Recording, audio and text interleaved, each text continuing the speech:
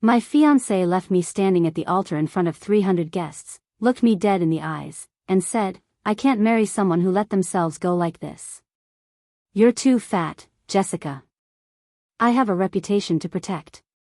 What he didn't know was that the entire ceremony was being live-streamed on the platform I built and owned, and his venture capital investors were watching every single second. So I made sure the world saw exactly what kind of man Justin Beaumont really was, and it cost him everything. Before we jump back in, tell us where you're tuning in from, and if this story touches you, make sure you're a subscriber, because tomorrow, I've saved something extra special for you.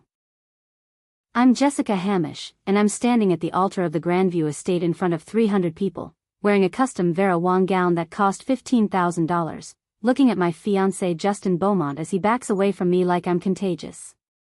"I can't do this," he says, and his voice is shaking but not with emotion, with disgust. "I can't marry someone who let themselves go like this." The church goes completely silent. Not the good kind of silent, like when the music swells and everyone's crying happy tears. The bad kind. The kind where you can hear someone's phone buzzing 3 rows back and a flower girl dropping her basket. "Justin?" I say, and my voice sounds strange in my own ears. "What are you talking about?" He takes another step back, and I notice his best man Garrett Stanley trying to catch his arm, trying to stop whatever's about to come out of his mouth. But Justin shakes him off. "You're too fat, Jessica. Look at yourself. Look at what you've become in the last 6 months." His face twists into something ugly. "I have a reputation to protect. My investors are here. My board members. People I need to impress. And you," he gestures at me, at my dress, at my body like it's evidence in a trial. "You're not the woman I proposed to. I'm a size 12. I've gained maybe 15 pounds in the last 6 months because I've been stress planning this entire wedding basically by myself while running my company. 15 pounds. And he's calling me fat in front of 300 people. Behind me, I hear my maid of honor Megan Franklin gasp. In the front row, my mother makes a sound like she's been punched. Justin's mother Marion Beaumont has her hand over her mouth, but I can't tell if it's shock or if she's trying not to smile. "I'm sorry," Justin says, but he doesn't sound sorry at all. He sounds relieved. "I can't do this. I can't spend the rest of my life with someone who doesn't take care of themselves. Someone who's going to embarrass me at business dinners and investor meetings." Then he turns around and walks out. Just walks straight down the aisle, past his groomsmen, past the shocked faces of everyone we invited, past the massive floral arrangements that cost $20,000, and out the door. I stand there in my $15,000 dress, holding my bouquet that cost $800, wearing the diamond earrings Justin gave me for our engagement party, and I can't move. I can't breathe. I can't process what just happened. 300 faces are staring at me. Some of them are crying. Some of them have their phones out, recording. I can see the red recording lights everywhere. But here's what Justin doesn't know. Here's what Justin didn't bother to learn about my business in the 3 years we were together. I own Streamlux. It's a luxury event live streaming platform that I built from scratch 5 years ago. We live stream high-end weddings, corporate events, product launches, anything where people who can't be there in person still want the VIP experience. We have 200,000 subscribers who pay $50 a month for access to exclusive events. And our wedding? Our private, intimate ceremony? Justin specifically requested that I live stream it. Think of the content, he'd said. Think of the engagement. Plus, some of my international investors can't make it, this way they can still feel included. So I did. I set up 5 cameras. Professional sound. Multiple angles. The works. Which means that right now, at this exact moment, 200,000 people just watched Justin Beaumont call his fiancée too fat to marry on a live stream that's being recorded and archived. Including, as Justin so helpfully mentioned, his investors. I look up at camera 3, positioned at the back of the church. The red light is on. It's still recording. Everything that just happened? Captured in 4K. And I own every single second of it. I take a breath. Then another. My brain switches into the mode it goes into when I'm running my business. Clear, focused, strategic. I built a $50 million company from nothing. I have 200,000 subscribers, 47 employees, and contracts with venues in 23 countries. I didn't get here by falling apart when things went wrong. And Justin Beaumont just made the biggest mistake of his life. I turned slowly to face the crowd. In the front row, I can see Justin's primary investor, Reggie Marlowe, who just put $15 million into Justin's tech startup last month. He looks absolutely horrified. Good. I look directly at camera 3. Smile. Not a sad smile. Not an embarrassed smile. A smile that says I know exactly what I'm doing. Well, I say, and my voice carries perfectly through the church's sound system. I think we all just learned something important about Justin Beaumont's character. Thank you all for coming. The reception is cancelled, but the bar is paid for, so please, drink on Justin's tab. I'm going to go run my company now. Then I walk down the aisle in my $15,000 dress, and I don't look back once. Behind me, I can hear the chaos starting. People talking, shouting, someone's aunt saying, "Did she just?" But I'm already thinking about what comes next. This isn't over. This is just beginning. But to understand how I got to that altar, you need to understand who I was before that moment.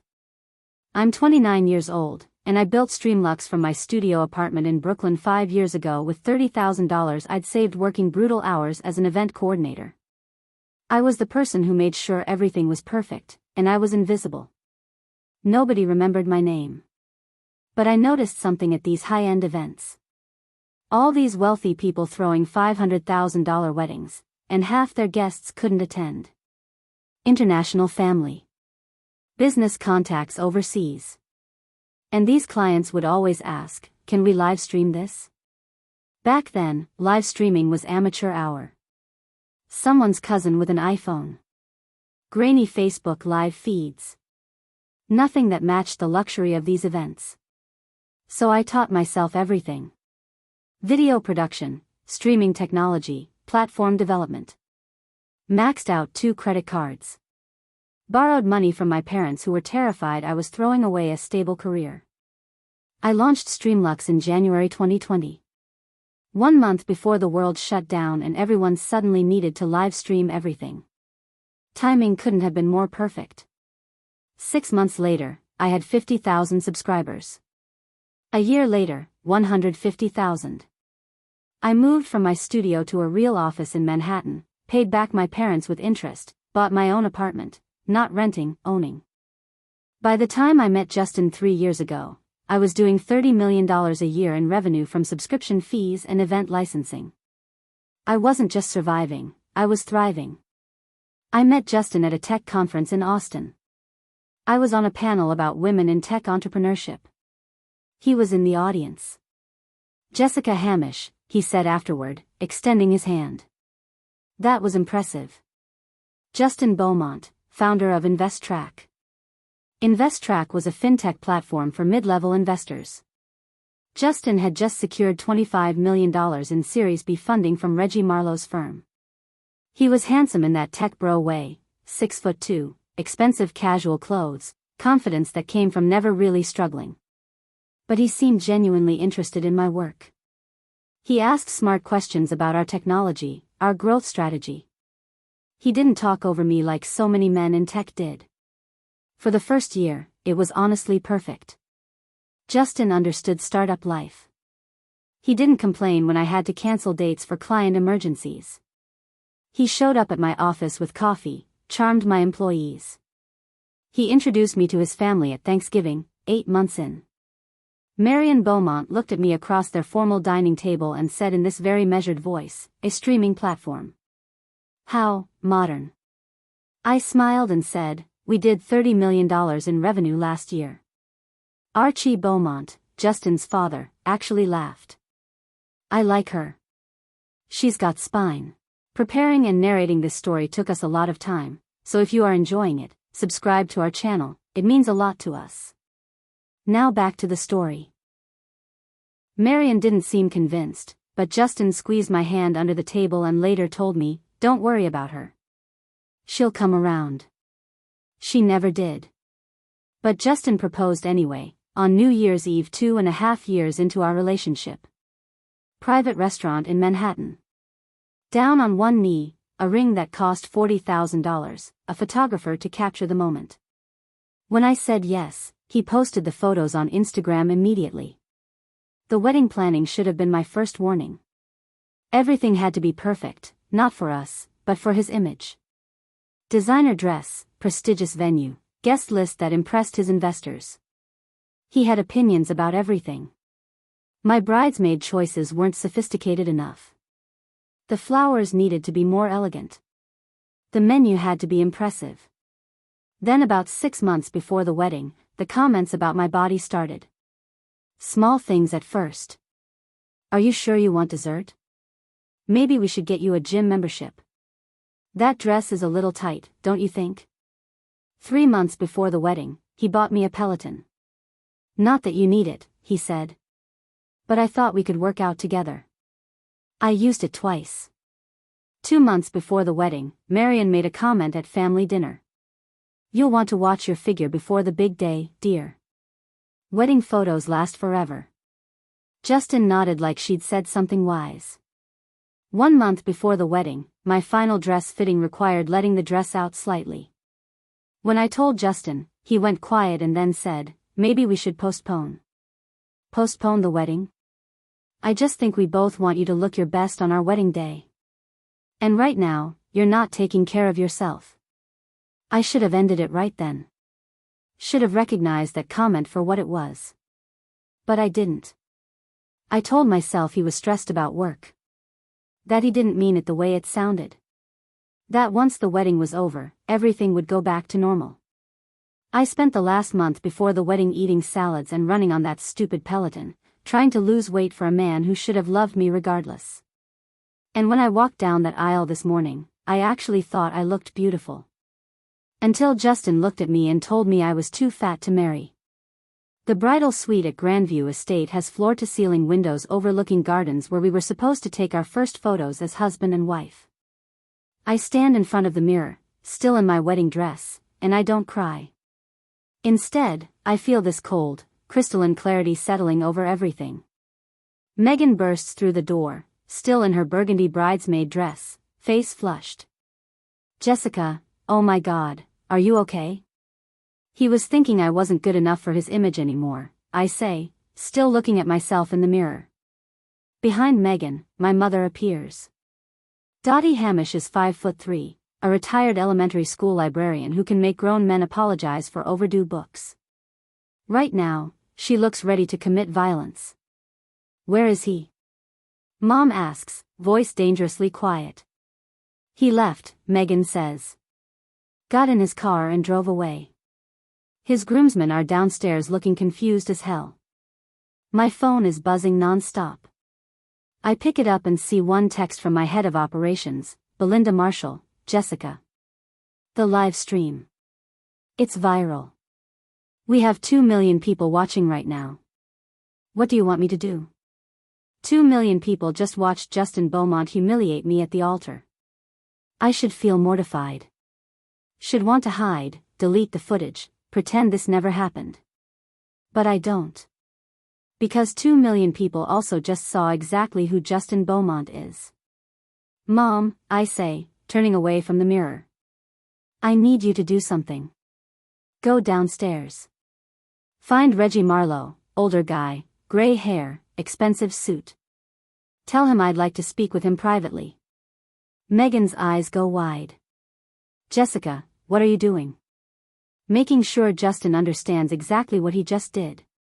Mom nods once and leaves. Megan stays, watching me with concern and something that might be awe. "You're scarily calm right now," she says. "I run a $50 million company, Meg. I've had servers crash during major events. I've had clients threaten to sue. This is just another crisis to manage. This isn't a business crisis. Your fiancé just left you at the altar. The words should hurt more than they do. But I'm running on pure strategic thinking right now. My phone buzzes. A call from a 212 area code. I answer. Jessica Hamish. Ms. Hamish, this is Patricia Chin from the New York Times business section. I'm watching your wedding live stream. I'm wondering if you'd comment on what this means for Streamlux's brand image. The New York Times. Calling me about my failed wedding. I'm not making statements at this time, I say carefully. But if you'd like to discuss Streamlux's record-breaking viewer numbers today, my PR team can schedule an interview next week. You're turning your wedding disaster into a business opportunity? I'm a businesswoman, Ms. Chen. I don't waste opportunities. I hang up. Megan is staring at me. Did you just? The Times will run a story either way. Might as well make sure it includes our success metrics. Mom pokes her head in. Reggie Marlowe is in the library. He'll give you 10 minutes. Perfect. I walk down the grand staircase. Some guests who haven't left yet see me coming and fall silent. A few actually start clapping. The library is all dark wood and leather chairs. Reggie Marlowe is standing by the window, looking at his phone. When I walk in, he puts it away. Reggie is 56, gray hair, sharp eyes, suit that costs more than most people's cars. He made his fortune in early-stage tech investing and is known for picking winners and having zero patience for founders who embarrass him. Ms. Hamish, he says. His voice is neutral. Careful. Mr. Marlowe. Thank you for seeing me. I'm sorry about what happened up there. Justin's behavior was inexcusable. Yes, it was. I assume you watched it happen on the live stream? Along with 2 million other people. He shakes his head. I've been trying to reach Justin. He's not answering. He's probably hiding, Megan mutters from her position by the door. Reggie's mouth twitches, almost a smile. Ms. Hamish, what Justin said, those comments, don't reflect the values of Marlowe Ventures. I'm not here for an apology. I'm here to tell you something you need to know about Justin. Reggie's expression sharpens. I'm listening. 6 months ago, Justin started making comments about my weight. He bought me a Peloton. His mother made remarks. He suggested we postpone the wedding so I could take care of myself. I watch his face carefully. This morning wasn't spontaneous. This was planned. He's been building toward this for months. Planned, Reggie repeats slowly. He wanted out of this marriage, but he didn't want to be the bad guy. So he waited until the most public moment possible, and he made it my fault. He made it about my body instead of about his own cowardice. Reggie is quiet for a long moment. That's a serious accusation. It's not an accusation. It's a pattern. I pull out my phone and open my text messages. I can show you receipts. Every comment about my weight. Every time he made me feel like I wasn't good enough. Why are you telling me this? Because you invested $15 million in a man who just proved, in front of 2 million people, that he cracks under pressure. That when things get uncomfortable, he runs. That he'll publicly destroy someone to protect his own image. I meet his eyes. Do you really think that's the kind of founder who can scale a company to IPO?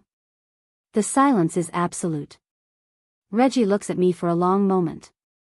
You should have been the one pitching to investors, Ms. Hamish. Not him. I know, I say. But I was busy running my actual successful company. He almost smiles. What do you want from me? Nothing. I just wanted you to know who you're in business with. What you do with that information is up to you. I turn to leave. Miss Hamish, Reggie calls after me. I pause. For what it's worth, I think you dodged a bullet. I know I did, I reply. But I'm going to make sure everyone else knows it too. By the time I get back to my apartment in Manhattan at 8 p.m., still wearing my wedding dress because I genuinely forgot to change, The livestream clip has been viewed 12 million times. 12 million. Megan is with me, carrying bags from the bridal suite. My mom went back to her hotel. My phone hasn't stopped buzzing. Okay, Megan says. You need to eat something, change, and tell me what the actual plan is, because you're freaking me out with how calm you are. I kick off my $800 Jimmy Choos and feel my feet scream in relief. The plan, I say, is to make sure Justin Beaumont regrets what he did for the rest of his life. I open my laptop and log into Streamlux's backend. The analytics are insane. We've gained 50,000 new subscribers in the last 6 hours. That's $2.5 million in new annual recurring revenue. From my failed wedding. I start laughing. I can't help it. Jess? Megan looks worried. Justin just generated $2.5 million for my company by humiliating me, I say. That's the funniest thing that's happened all day. My business phone rings. Belinda. Please tell me you're okay, she says immediately. I'm okay. What's happening? We've been fielding calls all day. Media outlets, potential clients, other streaming platforms, investors. Investors? I interrupt. Yeah, 3 different VC firms asking if Streamlux is raising another round. Our engagement metrics today are the best they've ever seen in live streaming. She pauses. From a business perspective? We're about to blow up. I close my eyes. My failed wedding is about to make my company explode in value. Set up calls with those VCs for next week, I say. And Belinda? Keep the wedding footage live. Don't take it down. Are you sure? I'm sure. Let them watch.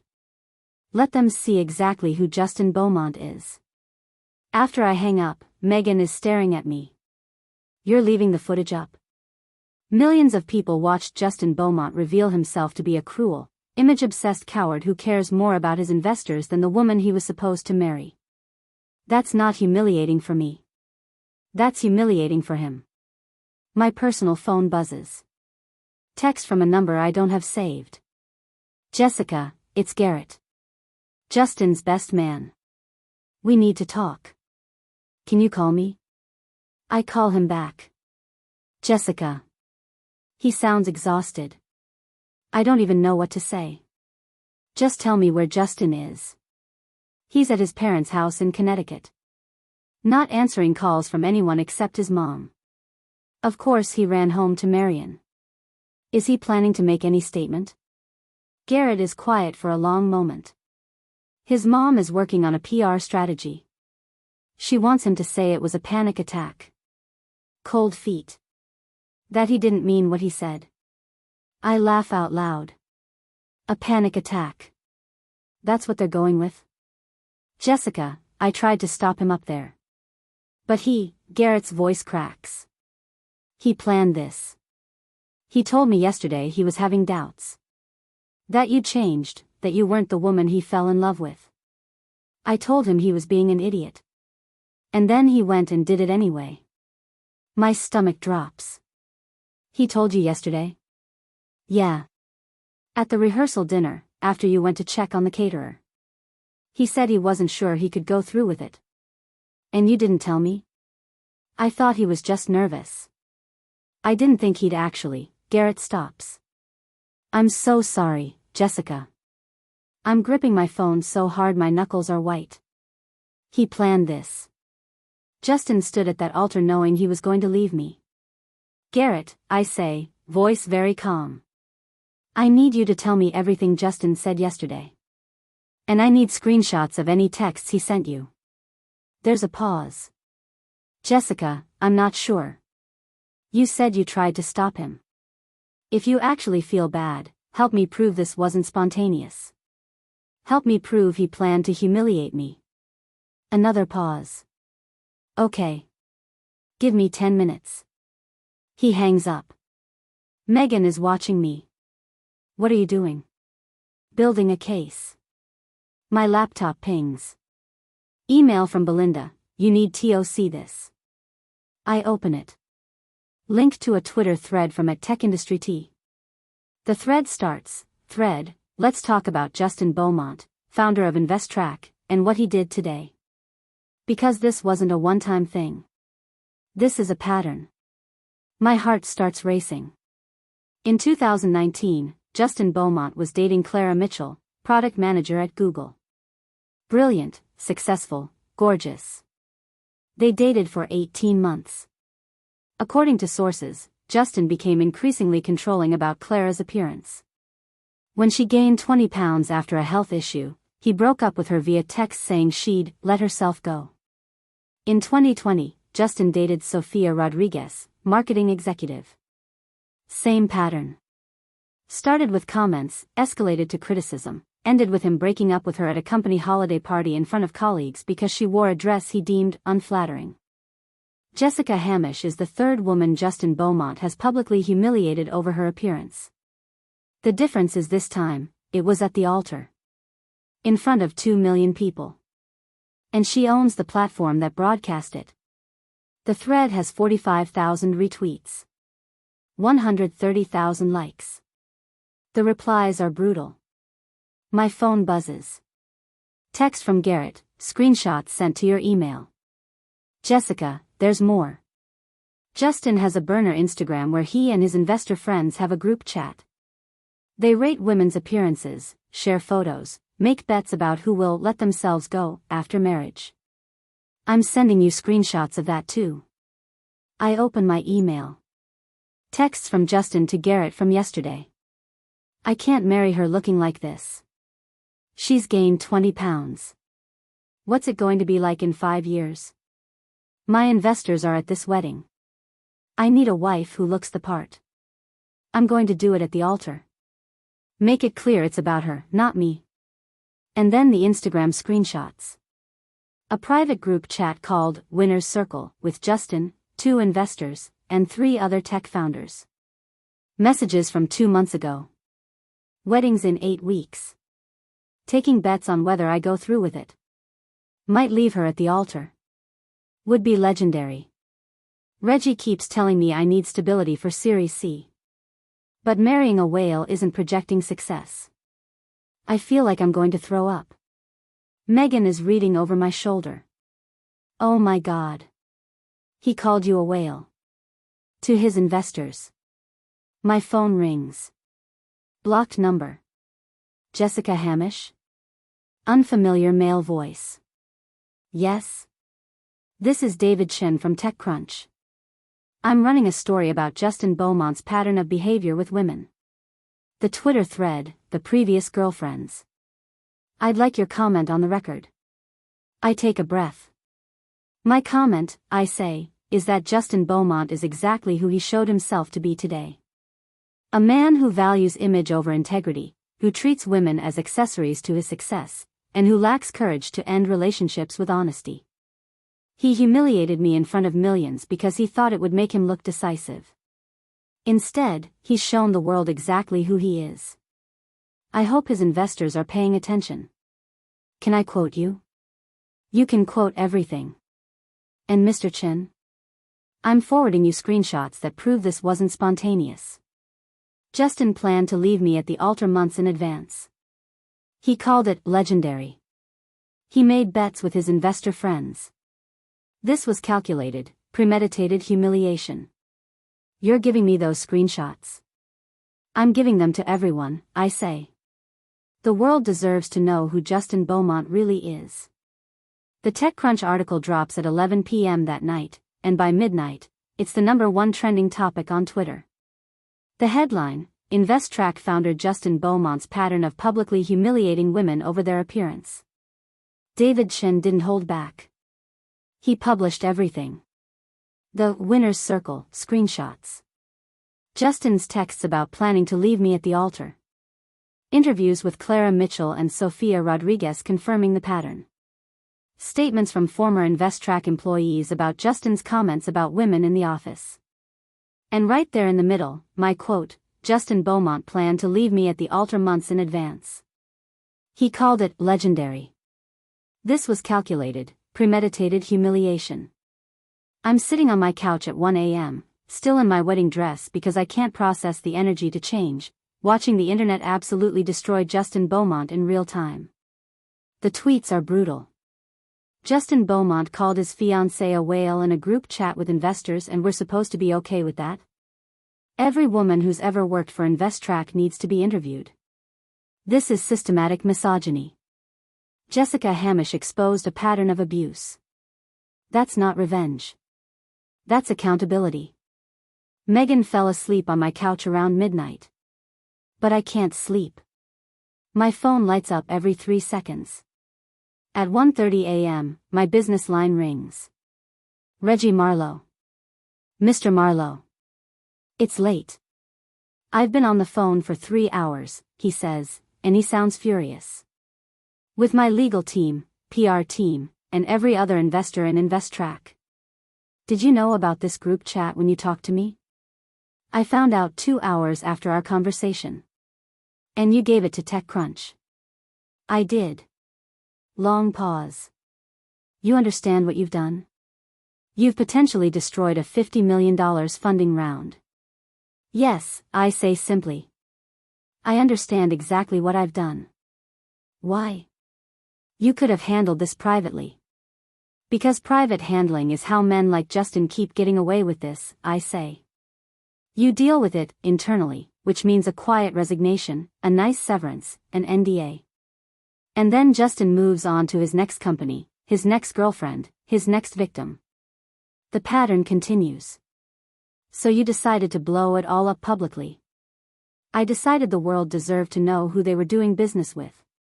Reggie is quiet. The other investors and I are having an emergency board meeting tomorrow at 9 a.m. We're voting to remove Justin as CEO of InvestTrack, effective immediately. My heart races. You're firing him? We're terminating his employment and equity vests. We're appointing an interim CEO. And we're launching an internal investigation to determine if this pattern extends beyond Justin. What about the Series C funding? That's dead. No one's investing $50 million in a company whose founder just became nationally infamous for calling his fiancée a whale. We'll be lucky if we don't lose existing investors. I should feel bad about destroying a company that employs 85 people. But I don't. Those 85 employees will be better off without Justin, I say. Jesus Christ, Reggie mutters. You really are burning it all down. I'm not burning anything. I'm just making sure everyone can see the fire that was already there. He hangs up. At 2 a.m., my phone rings again. Unknown Connecticut area code. I answer. You vindictive bitch. Marion Beaumont sounds unhinged. Do you have any idea what you've done to my son? I shared the truth about who he is, Marion. That's all.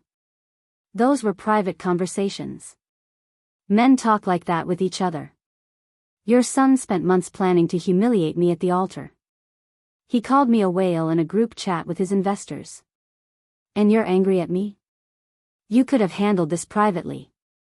Like you would have if I'd left him. You would have destroyed my reputation. Made sure every society circle knew I humiliated your son. Marion makes a choking sound.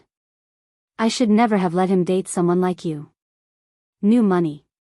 No class. Your world is full of people who think money means no consequences.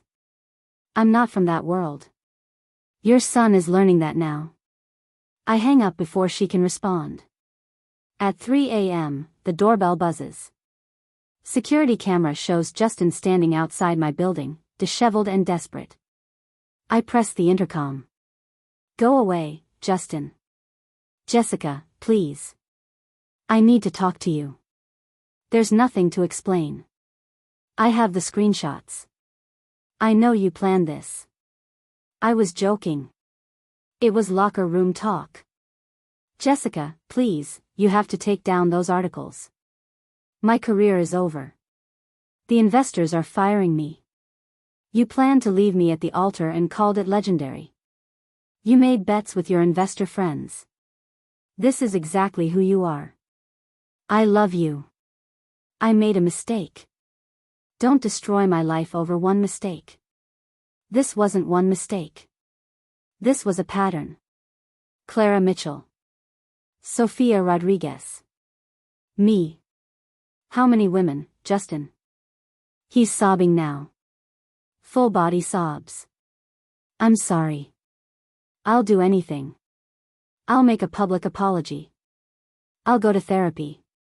You'll do all that because you have to now, not because you understand what you did wrong. You're not sorry you hurt me. You're sorry you got caught. Jessica. Don't contact me again. Don't come to my building. If you show up here again, I'm calling the police and filing a restraining order. I disconnect the intercom. Through the security camera, I watched Justin cry in the street at 3 a.m. Then he gets in his car and drives away. I finally unzip my wedding dress, let it fall to the floor in a puddle of silk, and I don't look at it again. At 7 a.m., text from Belinda, Streamluck's subscriber count is now 275,000. We've gained 75,000 subscribers in 24 hours. Revenue projection just jumped to $165 million. Jessica, your failed wedding is going to make us the most successful live streaming platform in luxury events. I stare at that text. Then I start laughing. Justin tried to destroy me, and instead, he made me more successful than ever. At 9 a.m., I watched the live stream of the InvestTrack emergency board meeting. Someone leaked the link. Now 500,000 people are watching in real time as Reggie Marlowe announces that Justin Beaumont is being removed as CEO effective immediately. Justin's face on screen is pale, devastated, completely broken. The board votes unanimously to terminate Justin's employment. And I close my laptop and finally get some sleep. I sleep for 12 hours and wake up at 9 p.m. Sunday evening to find I'm the #1 trending topic in the United States.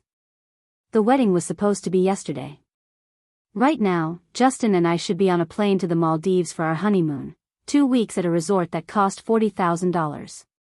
Instead, I'm in my Manhattan apartment, and according to Twitter, I'm some kind of folk hero. I scroll through my phone while eating leftover Chinese food. Jessica Hamish is my new role model. The way she handed those screenshots to the press? Iconic. She literally profited from her own humiliation. Queen. There's a GoFundMe someone started called, By Jessica Hamish a Vacation, that's raised $127,000. I don't know whether to laugh or cry, so I do both. Megan let herself in while I was sleeping. I find her in my kitchen making coffee. You're awake, she says. Good. Because you have 17 interview requests, your mom has called me 6 times, and Belinda says the office is being flooded with partnership inquiries. I take the coffee. What kind of partnerships? Netflix wants exclusive streaming rights to celebrity events. Amazon wants to discuss acquisition. 3 different VC firms want to invest in your Series B. Vogue wants to profile you. Megan pauses. Jessica, you're famous. There are memes about you. She shows me her phone. Someone created a meme of me walking down the aisle with the caption, "When you own the platform that broadcasts your own humiliation and turn it into a $165 million business opportunity." 450,000 likes. Another shows me looking at camera 3 and smiling with the caption, "The exact moment she decided to destroy him." 892,000 likes. I'm a meme, I say slowly. You're the meme. You're the revenge icon of 2024. My phone rings. My dad. Jellybean, he says, using my childhood nickname. Your mother wants to fly up and murder Justin Beaumont with her bare hands. I've talked her down twice. Despite everything, I smile. Tell Mom Justin's career is destroyed, he's been fired, and his reputation is permanently ruined. Already told her. She says it's not enough. Dad, the man lost everything in 24 hours.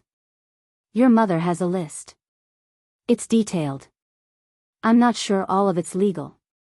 He pauses. But seriously, kiddo, are you okay? I know you loved him. That's the first time anyone's actually asked how I feel about losing Justin. I don't know if I loved him, I say honestly. Or if I loved the idea of him. The successful founder who understood my career. But the real Justin? The one who called me a whale and planned to humiliate me? I never loved that person. I just didn't know he existed. Well, now everyone knows. And everyone knows you're the woman who took him down. After we hang up, I force myself to deal with practical stuff. Wedding dress on my floor. Wedding gifts to return. Marriage license to void. An entire life that needs dismantling. I start with the apartment. Justin never officially moved in, but he'd slowly infiltrated my space. His clothes in half my closet. His toiletries in my bathroom. His coffee maker on my counter. His presence everywhere. I grab garbage bags. Everything that's his goes into bags. Every shirt, every pair of shoes, every book. I'm methodical. Clinical. This is just another project. Megan helps without being asked. We work in silence, filling bag after bag. What are you doing with all this? She asks, tying off the 7th bag. Charity. Let someone else get use out of his $300 shirts. We pile all the bags in the hallway. 12 bags total. 3 years of relationship, reduced to garbage bags. I take a photo and text it to Garrett, tell Justin if he wants his stuff, he has 24 hours. After that, it's going to Housing Works. Garrett responds, he's not coming. His mom won't let him leave the house. Press is everywhere. Then I guess Housing Works is getting some expensive donations. Next, I return wedding gifts. 3 hours writing apologetic notes to everyone. Thank you for your generous gift. Unfortunately, the wedding did not take place. I'm returning your gift with my sincere apologies. It's humiliating. But I do it anyway because it needs to be done. By midnight, my apartment is Justin free. Every trace of him is gone. I stand in my living room and it feels bigger. Lighter. Megan orders pizza and we eat on my couch watching reality TV. Around 2 a.m., she says, you know what's crazy? You're going to be okay. Like, actually okay. You think so? I know so. You built a $50 million company from your studio apartment. You survived today. You're going to survive this. She's right. I am going to survive. More than survive. I'm going to thrive. Monday morning, I walk into Streamluck's office for the first time since the wedding. Black power suit, hair pulled back, full makeup. I look like the CEO I am. The entire office stops when I walk in. Then Belinda starts clapping. Everyone joins in. The entire office applauds. Speech, someone yells. I find myself standing in the middle of our open office, surrounded by my team. I know you all saw what happened Saturday, I say. And I know some of you might be worried about how this affects Streamlux.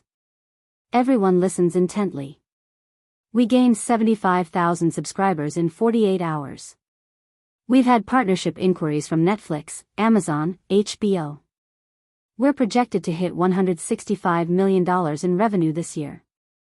3 different VC firms want to lead our Series B. I pause, looking around. What happened to me was cruel and humiliating. But we turned that moment into the biggest growth opportunity in our company's history.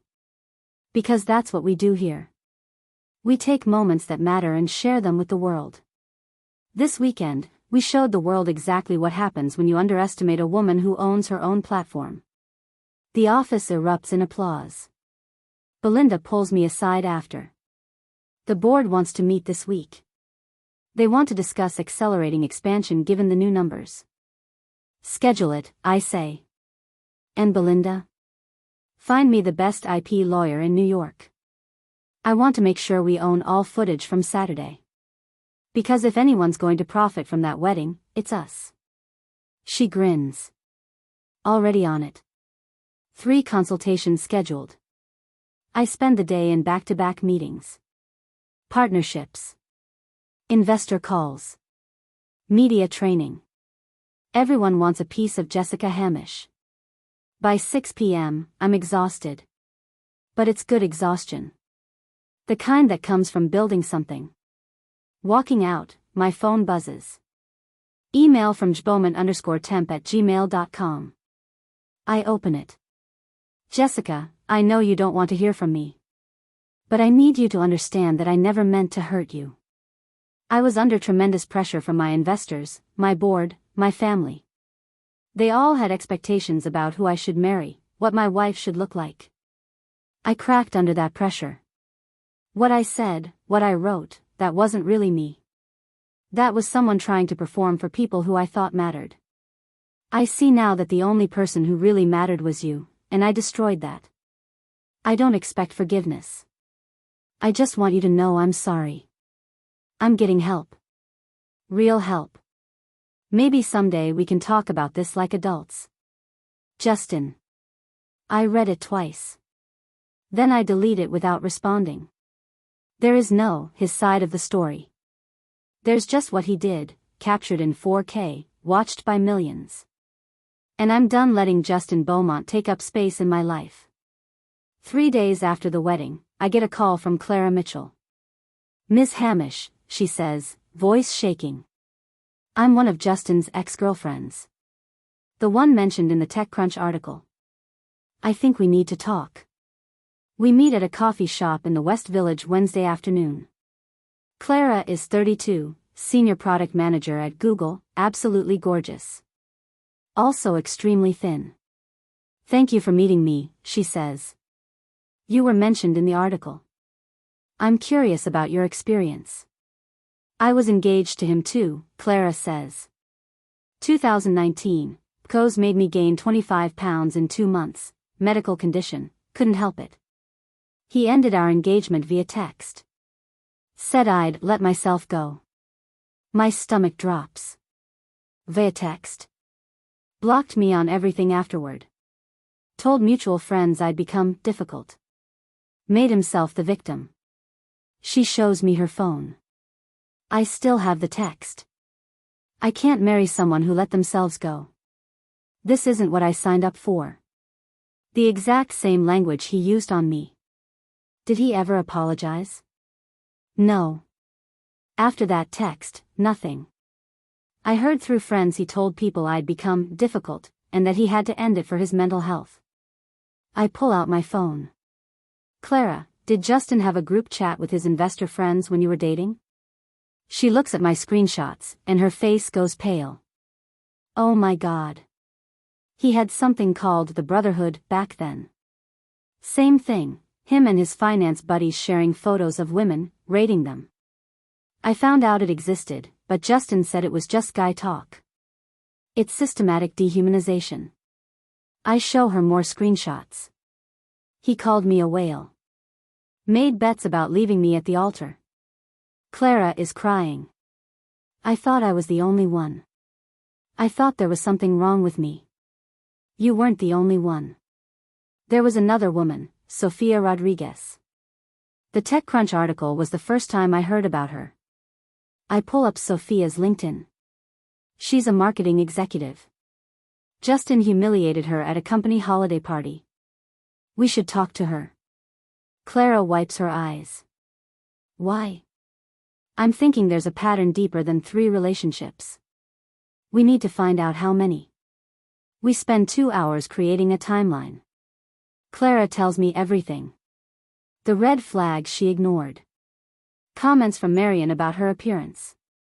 How Justin gradually isolated her from friends, claiming they didn't understand their high-caliber relationship. He used to weigh me, Clara says quietly. Once a week. Bought a scale and said we should both track fitness goals. But only I had to weigh in. If I gained 2 pounds, he'd make comments for days. I feel sick. He never did that to me. Just comments. The Peloton. Faces when I ate carbs. It escalates. Maybe he learned overt control was too obvious. So with you, he was more subtle. My phone buzzes. Email from Sofia Rodriguez. We need to talk about Justin Beaumont. I open it. Jessica, I saw what happened.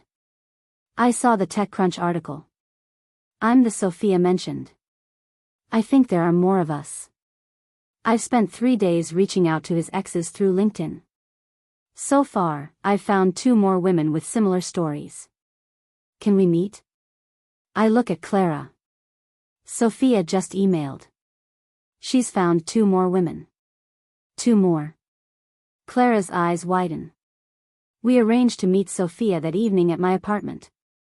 She shows up with a laptop and determination. Sofia is 34, stunning, with corporate marketing poise. Also noticeably thin, like Clara. Thank you for meeting, she says. I know this is probably the last thing you want.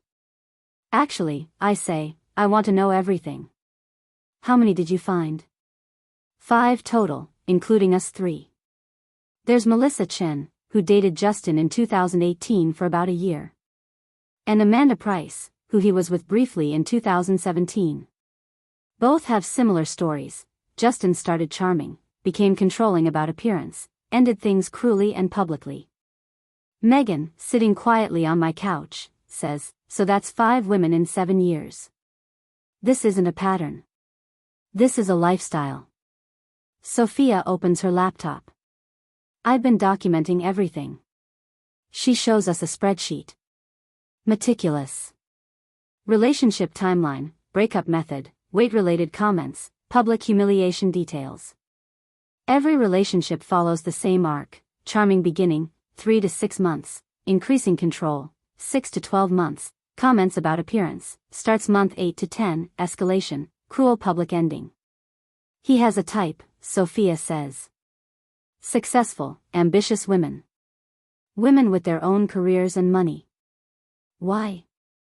I ask. If he wants control, why date successful women?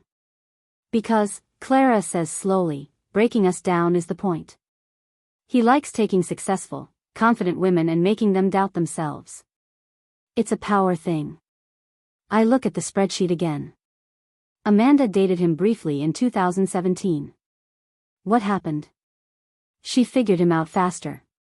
He started making comments about her body after 3 months. She broke up with him immediately. He tried to retaliate by spreading rumors she was unstable, but she worked in a different industry so it didn't stick. Here's what I'm thinking, Sofia says. We need to warn other women. We could submit Justin's information to forums where women share info about problematic men in tech. Or, I say slowly, we could do something bigger. Everyone looks at me. The TechCrunch article exposed Justin's behavior with 3 of us. But it didn't tell the full story. It didn't show the systematic pattern across 7 years and 5 women. What are you suggesting? Clara asks. We write our own article. A comprehensive account of Justin Beaumont's pattern. We get all 5 women on the record. We show the timeline, the pattern. We make it impossible for him to do this again. Sofia leans forward. Who would publish it? I have media contacts now. Every major outlet wants to interview me. But this? I gesture to the spreadsheet. This is news. This shows what happened to me wasn't isolated. Or, Megan says, you could publish it on your own platform. You have 275,000 subscribers now. You could live stream all 5 of you telling your stories. The idea hits me like electricity. That's perfect, I say. We don't need traditional media. We have our own platform. We tell our stories directly, unfiltered. Clara looks nervous. That's very public. I have a career at Google. So do I, Sofia says. I'm a VP of marketing. You're already named in the TechCrunch article, I say gently. Right now you're just a mention. But if we do this together, we control the narrative. We're not victims.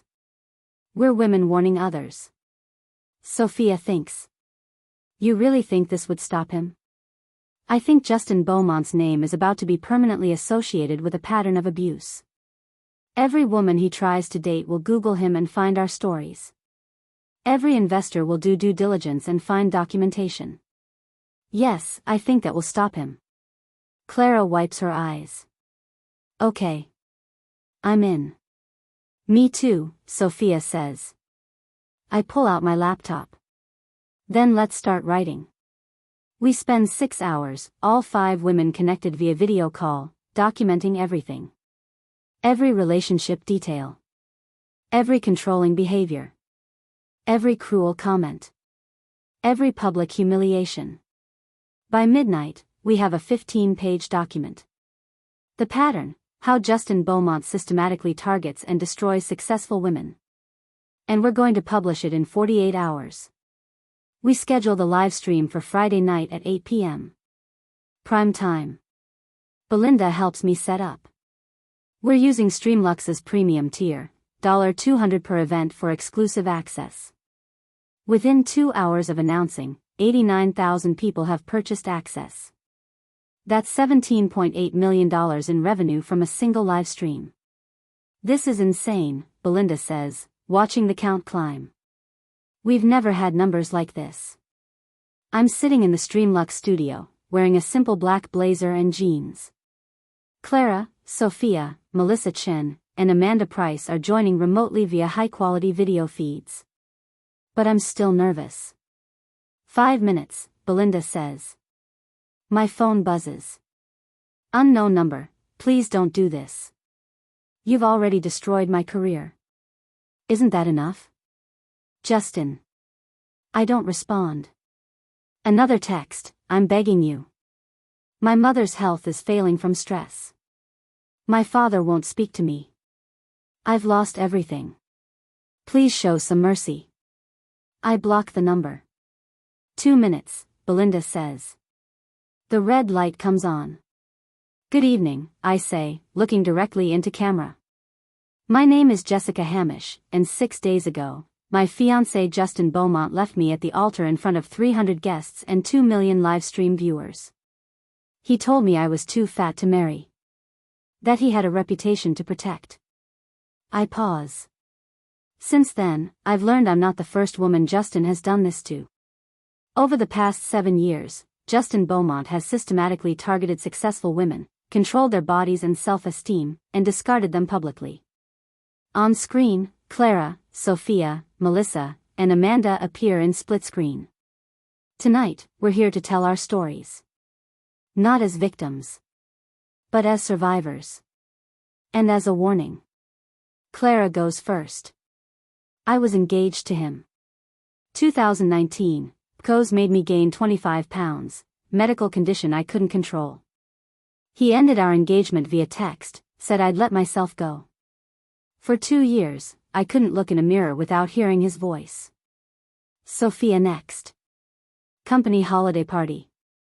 He dumped me in front of my colleagues because my dress was unflattering.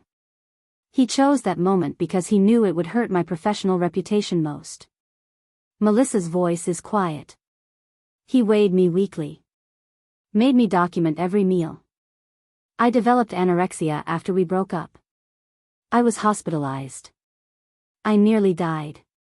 Amanda's different, she got away fast. I recognized the pattern after 3 months. The compliments that were criticisms. You'd look better if you lost 5 pounds. I ended it immediately. He tried to ruin my reputation, told people I was obsessed with him. Then it's my turn again. Justin spent 6 months preparing to leave me at the altar.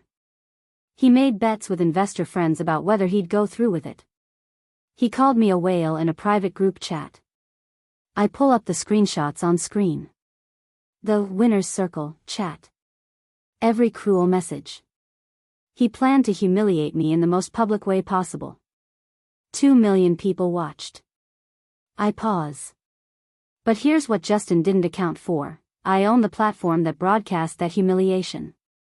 I own every second of footage. I have the power to control that narrative. And I'm using that power to make sure this never happens to another woman. The chat is exploding. Justin Beaumont is 32 years old. He's a moderately successful tech entrepreneur with family money. He's charming, well-connected, knows how to present himself as the perfect partner. And he will absolutely do this again if we don't stop him. Clara speaks up. We've created a Google document with a comprehensive timeline of Justin's relationships, his patterns, his methodology. We're making it public. We're sharing it with women's safety organizations, tech industry groups, dating app safety teams. We're not doing this for revenge, Sophia adds. We're doing this for protection. I look at the camera. Justin, if you're watching, and I suspect you are, I want you to understand something. You spent months planning to destroy me at my most vulnerable moment. Instead, you've given 5 women a reason to come together and expose who you are. You've given us a platform to warn every future woman you try to date. You've created a permanent record that will follow you for the rest of your life. The chat goes wild. And to every woman watching who's been through something similar, you're not alone. You're not crazy. You're not overreacting. You deserve so much better. We spend the next hour taking questions. Hundreds of women share their own stories of being body-shamed by partners. By 10 p.m., 127,000 people have watched live. Within an hour, clips are viral everywhere. Twitter, TikTok, Instagram, YouTube. BuzzFeed, 5 women expose tech founders' 7-year pattern of body shaming. Jezebel, the Justin Beaumont takedown, how one viral wedding led to a reckoning. The Cut, Jessica Hamish just changed the conversation about emotional abuse in tech. My phone explodes. But one message stands out. Reggie Marlowe, that was the most professional takedown I've ever witnessed. Justin's legal team is threatening to sue for defamation. I told them good luck suing 5 women with documented evidence and millions of witnesses. Well done, Ms. Hamish. I smile. At 11 p.m., Megan arrives with champagne. You just created the most watched live stream in Streamluck's history, she says, popping the cork. 189,000 total viewers. And the press coverage is insane. We drink champagne while watching the internet process everything. Do you think he'll sue? Megan asks. He can't. Everything we said was documented. He'd have to turn over his phone records, his messages, everything in Discovery. His lawyers know that would make things worse. So he just has to live with it. He just has to live with it, I confirm. My phone buzzes. Voice message from an unknown number. I almost don't listen. But I press play. It's Justin. His voice is broken, slurred like he's been drinking. You won, okay? You won. I've lost everything. My company, my reputation, my future. Are you happy now? Long pause. I loved you, Jessica. I know you don't believe that, but I did. I couldn't handle the pressure.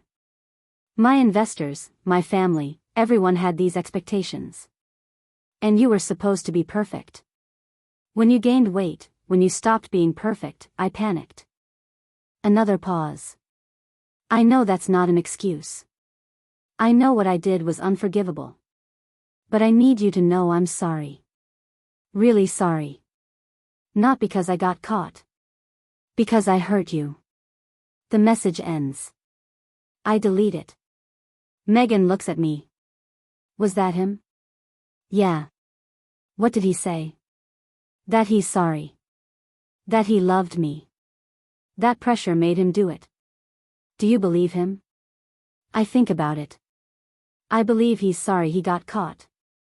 I believe he's sorry his life fell apart. But I don't believe he actually understands what he did wrong. Not really. Good, Megan says. Because fuck him. Yeah, I agree, raising my glass. Fuck him. The consequences come fast and brutal. By Saturday morning, 1 week after the wedding, Investrack's board announces they're shutting down the company entirely. Not restructuring. Shutting it down. The press release is corporate speak, but clear, due to irreparable damage to the company's reputation and insurmountable challenges in securing funding. the InvestTrack board has voted to cease operations effective immediately. Garrett texts me, Justin's losing everything. The company he built for 5 years is gone. He's in his parents' basement refusing to come out. I feel a small pang. Maybe pity. But it passes quickly. He made choices, I text back. These are the consequences. The dominoes keep falling. Monday, the New York Times runs a feature, The Cost of Cruelty, How One Man's Wedding Day Behavior Destroyed His $50 million Company. The article interviews former InvestTrack employees. Several women come forward with stories of Justin's inappropriate comments about their appearance. His assistant reveals he once told her she should dress more professionally after she gained weight during pregnancy. Tuesday, Sophia emails our group, update, the Winner's Circle group chat has been leaked. All of it.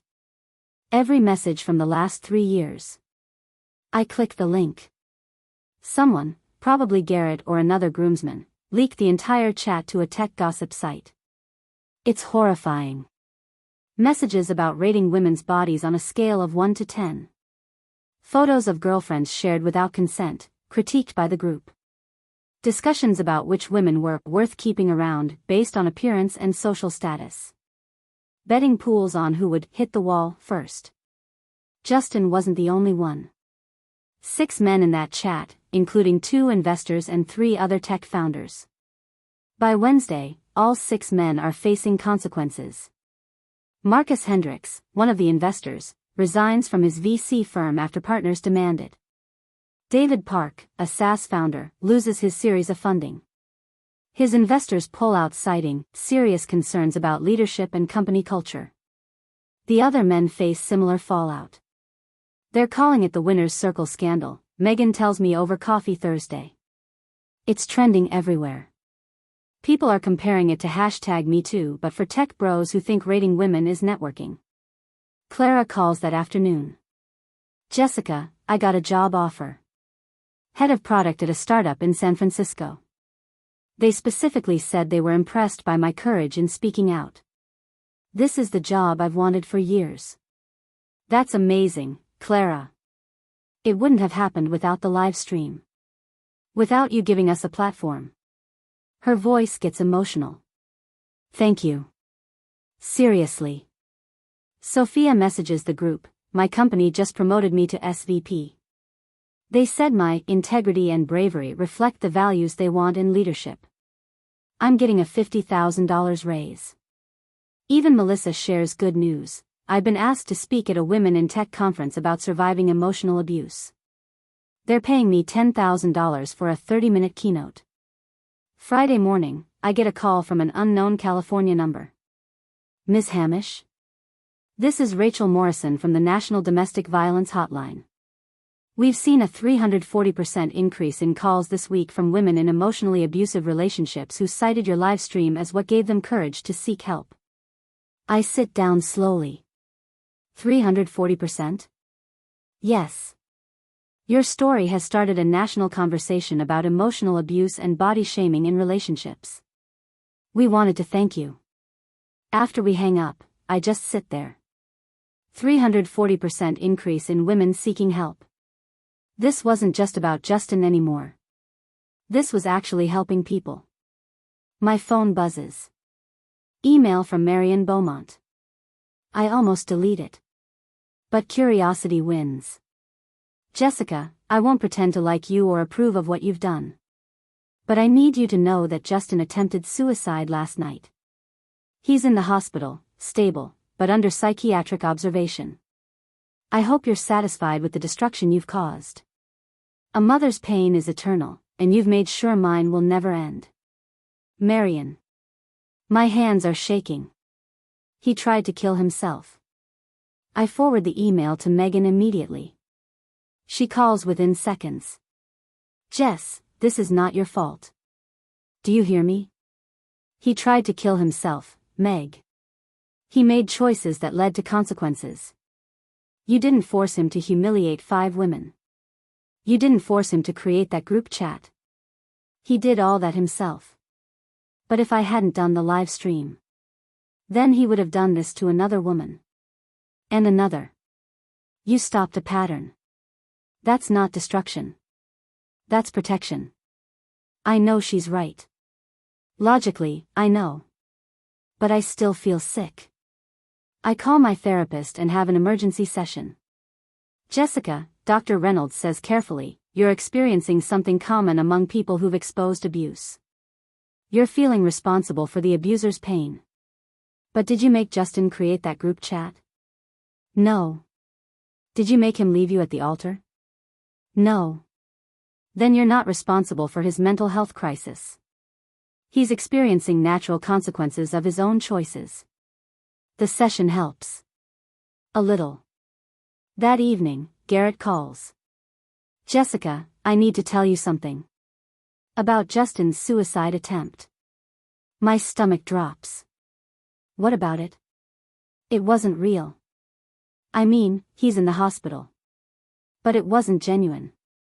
He took half a bottle of Tylenol and immediately called his mother. The doctor said it was more a cry for help than an actual attempt. How do you know this? Because I was there when Marion was on the phone with the hospital. And I heard her tell Archie that Justin finally did something that might generate sympathy. She's using this, Jessica. She's planning to leak it to press to make you look like the villain. I close my eyes. Of course Marion would weaponize even this. What should I do? Nothing, Garrett says firmly. Don't respond. Don't comment. Don't let them make this about Justin's pain instead of what he did. The facts are the facts. He's right. Saturday, Marion leaks the suicide attempt to page 6. The headline, disgraced tech founder hospitalized after fiancé's revenge campaign destroys his life. The article paints me as vindictive, cruel, obsessed with revenge. I expect the internet to turn on me. But that's not what happens. Instead, Twitter erupts in my defense. Justin Beaumont body-shamed 5 women over 7 years and we're supposed to feel bad for him? Absolutely not. Marion Beaumont raised a man who treats women like disposable objects and now wants sympathy? No. Mental health is important, but it doesn't excuse abuse. Jessica Hamish exposed a pattern of abuse. That's not revenge. That's accountability. By Sunday night, page 6 deletes the tweet. And I realize something, the truth is stronger than spin. Justin can play victim. Marion can manipulate public opinion. But everyone saw what he did. Everyone heard the stories from 5 women. Everyone read the messages from that group chat. The facts don't care about his feelings. And neither do I anymore. 2 weeks after the live stream, I get an email that changes everything. Ms. Hamish, I'm Henrik Larsson, founder of Nordic Stream, Scandinavia's largest luxury event platform. I've been following your story. What you built with Streamlux is impressive. What you did with that platform after your wedding is revolutionary. I'd like to discuss a partnership that would require you to spend 6 months in Copenhagen. Would you be interested? I read it 3 times. Copenhagen. 6 months. Away from New York, away from constant press attention, away from everything that reminds me of Justin. I call Belinda into my office. What would happen if I left for 6 months? If I went to Copenhagen for this Nordic partnership? She doesn't hesitate. The company would be fine. Better than fine. We have a solid team. You've built systems that work. And honestly, Jess? You look exhausted. Maybe distance would be good. I schedule a call with Henrik the next day. He's exactly what I expect from a Scandinavian tech founder. Calm, direct, zero bullshit. Streamlux has technology we don't have, he says. We have market penetration in Europe you're missing. I'm proposing a 6-month pilot where you come to Copenhagen, work with our team, integrate our platforms. If it works, we discuss acquisition or merger. When would this start? 2 weeks. Can you make that happen? I look around my office. At the framed Streamlux milestones. At the photo of me and Megan at our Series A closing. Yes, I say. I can make that happen. Telling my parents is harder. Copenhagen? My mom sounds worried over the phone. Honey, are you running away? I'm not running away. I'm running towards something. A partnership that could take Streamlux global. It's also very far from home right when you're going through something traumatic. Mom, I'm fine. The wedding was 3 weeks ago. I've processed it. This is about my career. Long pause. Baby, you can't process 3 years of emotional manipulation in 3 weeks. And you definitely can't process what Justin did in 3 weeks. It's okay to not be okay yet. Her words hit harder than I want. Maybe I'm not okay yet. But staying here, being reminded every day, that's not helping. Maybe I need distance. Space to breathe without everyone looking at me like I'm either a victim or a hero. Okay, Mom says. Then go. But promise me you'll talk to someone there. A therapist. I promise. I tell Megan over dinner at our favorite Italian place. 6 months in Copenhagen, she repeats. Starting in 2 weeks. Yeah. She's quiet, twirling pasta. Are you okay, Jess? Really okay? Because you've been operating in crisis mode for 3 weeks. The wedding disaster, the viral moment, the investigation, the live stream, Justin's suicide attempt, the media circus. That's a lot of trauma compressed into very short time. I'm handling it. That's not what I asked. I put down my fork. I don't know if I'm okay. I know I'm functional. I know I'm making good business decisions. I know I did the right thing exposing Justin. But do I feel okay? No. I feel hollow. Like I'm watching my own life instead of living it. That's called dissociation. It's a trauma response. When did you become a therapist? When my best friend went through something horrific and started acting like she was fine when she's clearly not.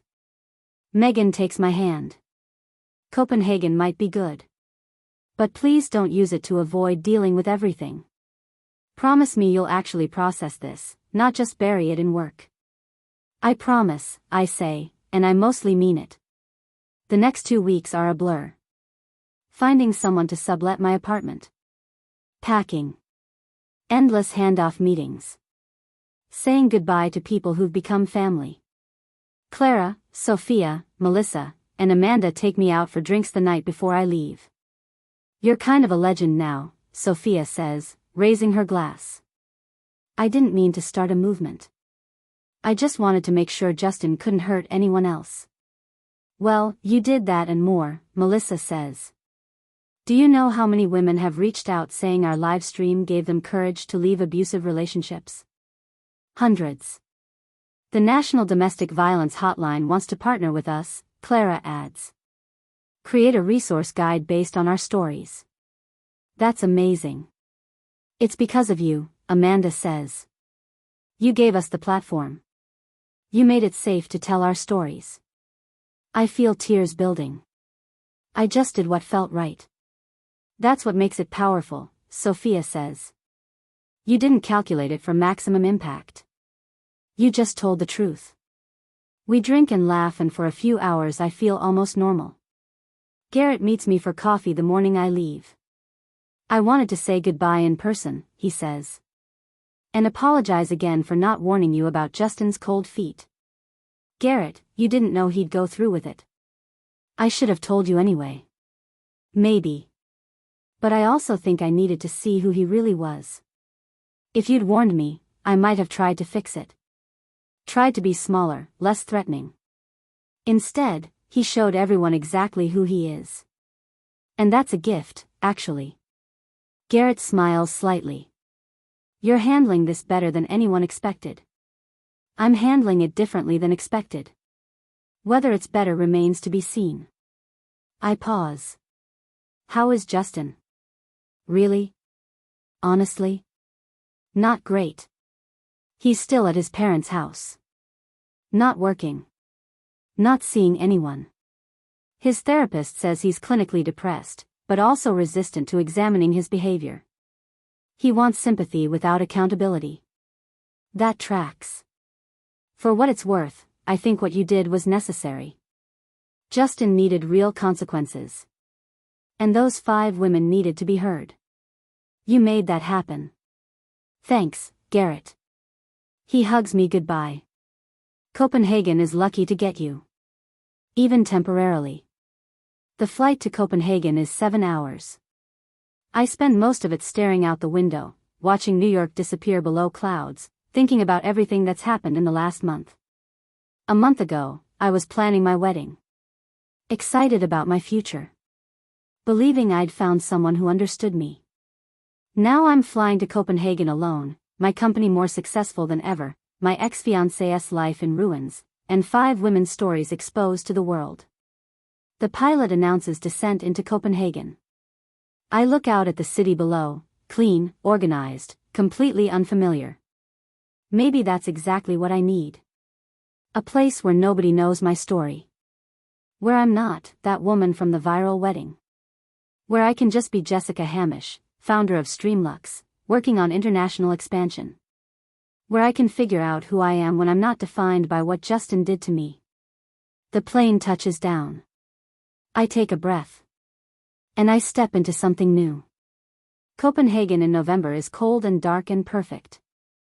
The city is beautiful in that understated Scandinavian way, clean lines, muted colors, people who mind their own business.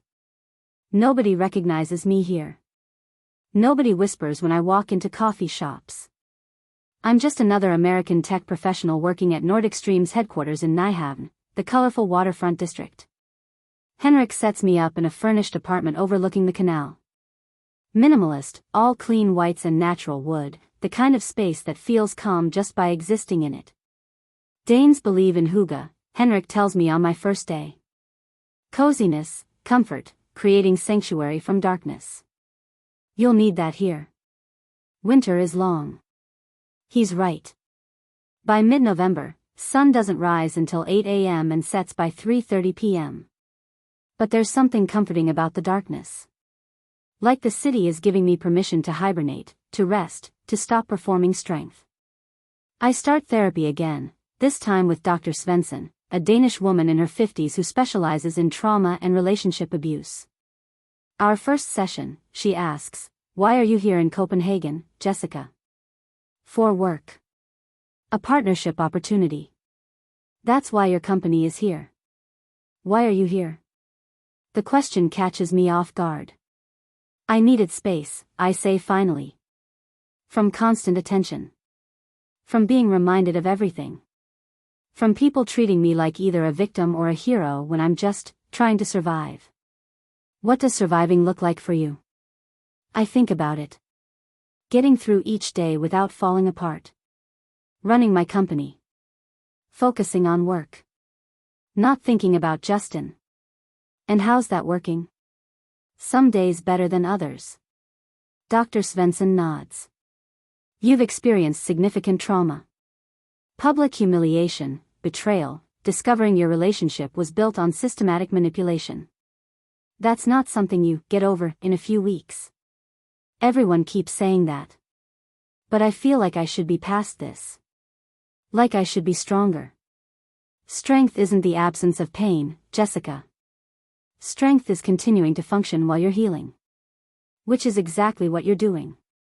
Over the next few weeks, Dr. Svensson helps me understand things I'd been avoiding. That I used work as a shield against feeling anything. That my need for control came from childhood, watching my parents struggle financially, believing that if I was just successful enough, disciplined enough, perfect enough, I'd be safe.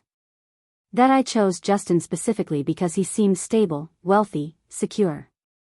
Because I thought marrying him would complete the illusion of control I'd built my entire adult life around. And then he shattered that illusion in the most public way possible, Dr. Svensson says during our 4th session.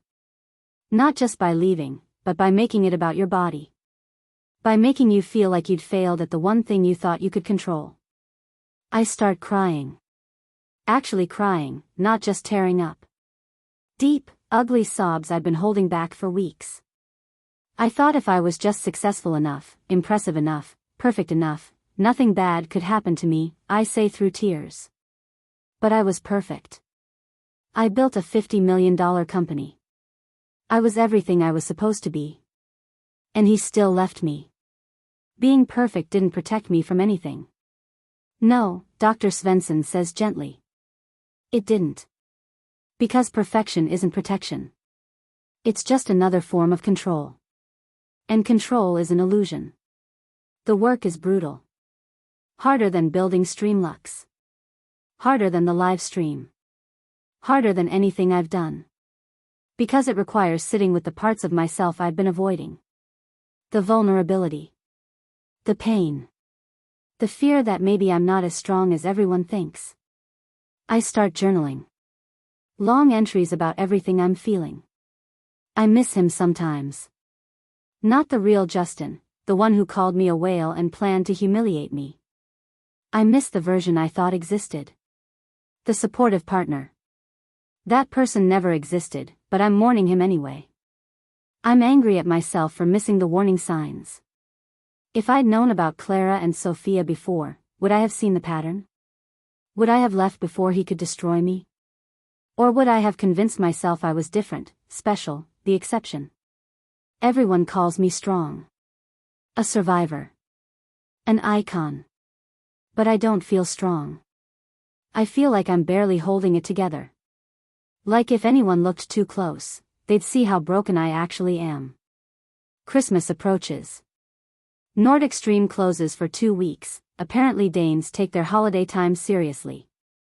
Henrik invites me to spend Christmas with his family. You shouldn't be alone, he says. I spend Christmas Eve in Henrik's warm, chaotic home with his wife, 3 kids, an extended family who all speak perfect English but switch to Danish when they forget I'm there. It's loud and messy and nothing like the formal Beaumont Christmases I'd been preparing for. It's also the first time in months I feel like I can breathe. New Year's Eve, I'm alone in my apartment overlooking the canal, watching fireworks explode over Copenhagen's skyline. I think about where I was a year ago, engaged to Justin, planning a wedding, believing I had my future figured out. I pull out my phone and open a voice memo. It's been 2.5 months since the wedding.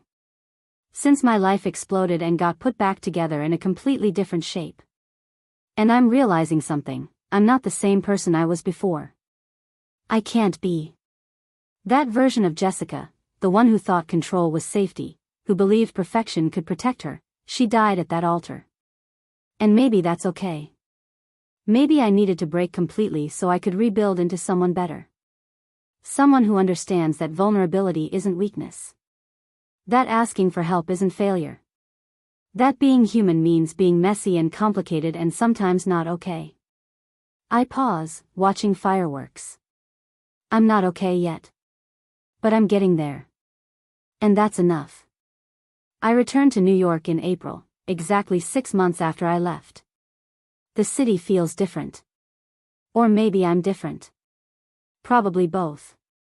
The Copenhagen partnership worked. Nordic Stream and Streamlux are now fully integrated, giving us access to the entire European luxury events market. Our subscriber base hit 380,000. Annual revenue projections are $228 million. But more than the numbers, I feel different walking through Streamlux office on my first day back. The team greets me with champagne and a banner, "Welcome home, boss." Belinda pulls me into a hug. "You look good," she says. Like, actually good. Not, holding it together, good. Actually rested and healthy good. Copenhagen was good for me. We can tell. That afternoon, I have a meeting scheduled with someone I've been avoiding for 6 months. Clara, Sophia, Melissa, and Amanda are waiting in the conference room. But there's a 5th person, a woman I don't recognize. Jessica, Clara says, standing.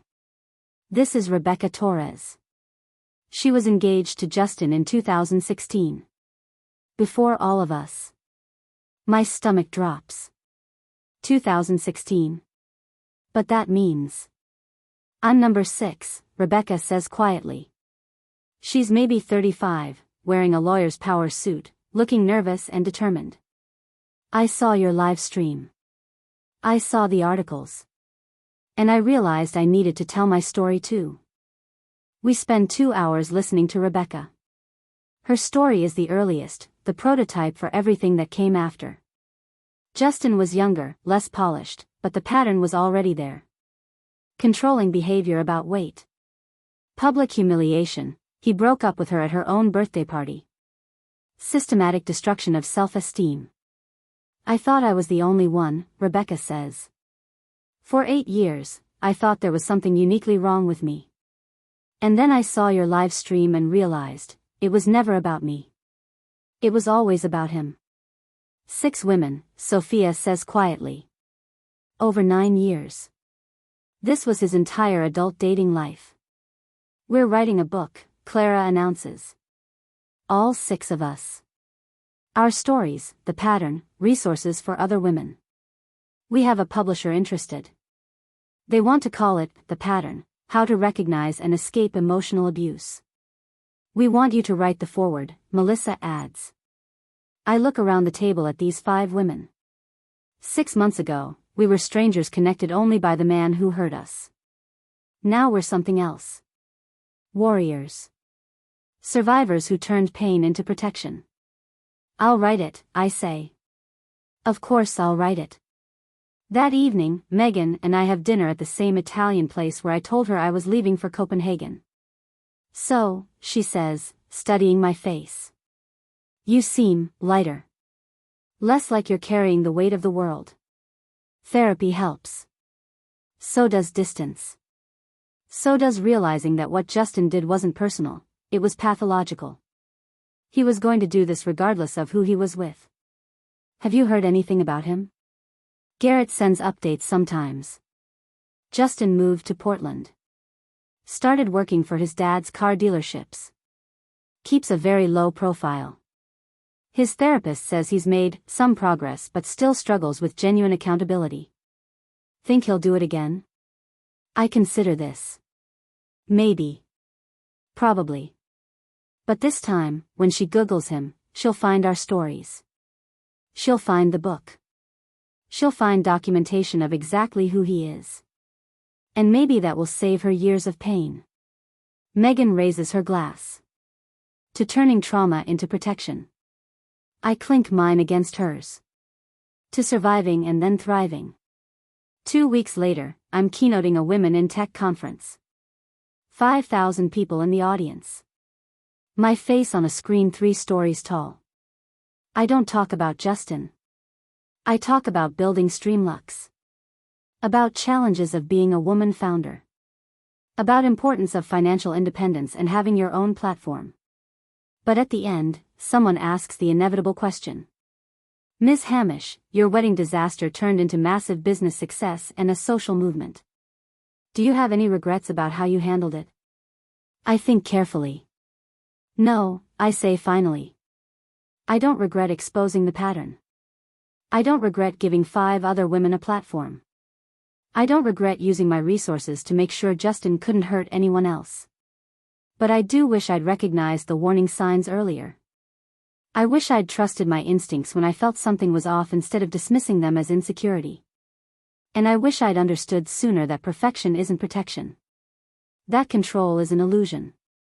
That the only real safety comes from knowing yourself well enough to recognize when someone's trying to make you doubt that. The audience applauds. After the keynote, a young woman approaches me, tears in her eyes. My boyfriend has been making comments about my weight, she says quietly. Small things. Are you sure you want dessert? Maybe you should come to the gym with me more. I keep telling myself it's because he cares about my health.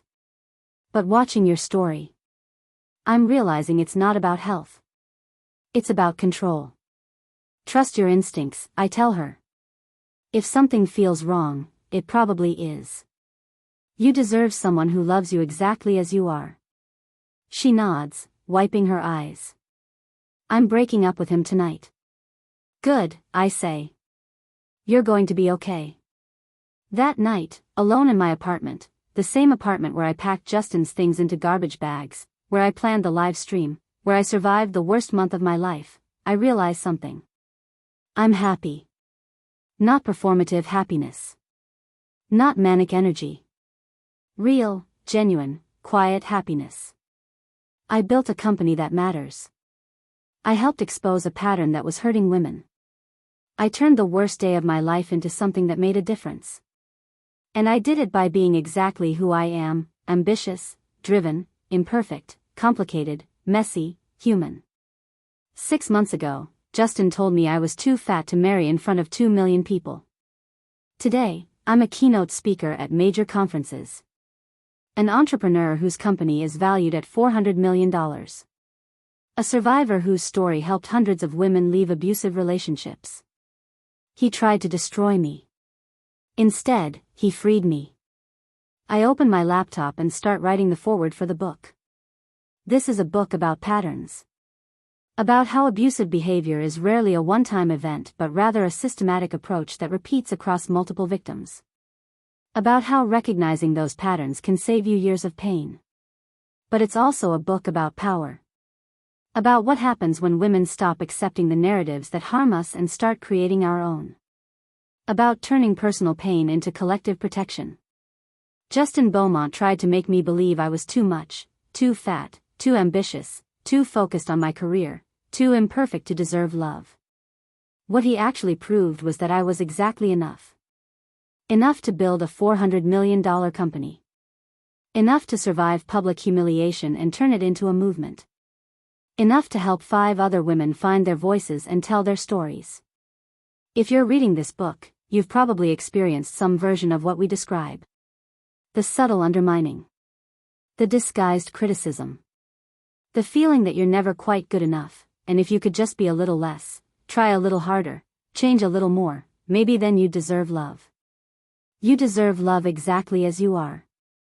Right now. Without changing anything. And if someone makes you feel otherwise, that's not love. That's control disguised as care. That's manipulation dressed up as concern. Trust yourself. Trust your instincts. Trust that the discomfort you feel when someone criticizes your body, your choices, your worth, that discomfort is real and valid and worth listening to. This book exists because 6 women decided our stories mattered more than our shame. Because we chose exposure over silence. Because we believed that protecting future victims was worth the discomfort of sharing our pain. I hope reading these stories helps you recognize the patterns in your own life. I hope it gives you courage to trust yourself. I hope it reminds you that you are enough, exactly as you are, and anyone who makes you feel otherwise doesn't deserve access to you. The man who tried to destroy me at the altar made one critical mistake: he underestimated what I'd do when pushed to my limit. He thought humiliation would break me. Instead, it freed me. And I hope reading this frees you too. I save the document. Send it to Clara. Then I close my laptop and look around my apartment. My space. My life. Built by me, for me, belonging only to me. Justin Beaumont doesn't live here anymore. Not in my space, not in my head, not in my future. He's just a chapter in my story. An important one, maybe. A painful one, definitely.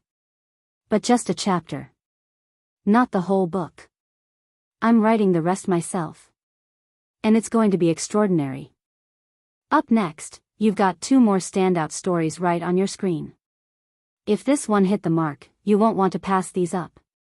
Just click and check them out. And don't forget to subscribe and turn on the notification bell so you don't miss any upload from us.